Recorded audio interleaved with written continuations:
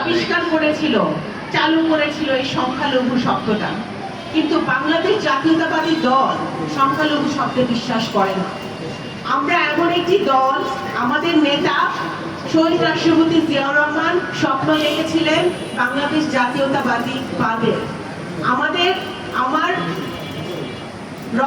আমার শরীরে যেরকম রক্ত প্রবাহিত হচ্ছে, আপনার শরীরে একই রঙের রক্ত প্রবাহিত হচ্ছে।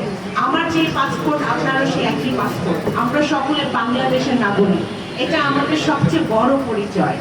আমরা যে ধর্মেরই হই না কেন, যে বর্ণেরই হই না কেন, আমরা কেউ সংখ্যালঘু নই। আমরা সকলেই সমান, আমরা সকলে এদেশের মানুষ, এদেশের নাগরিক।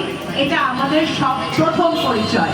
এই জন্যই আমরা বিএনপি, জনাব তারেক রহমান বারবার কিন্তু এই কথাটা উচ্চারণ করেন, সবার আগে বাংলাদেশ, সবার আগে বাংলাদেশ, সবার আগে বাংলাদেশ।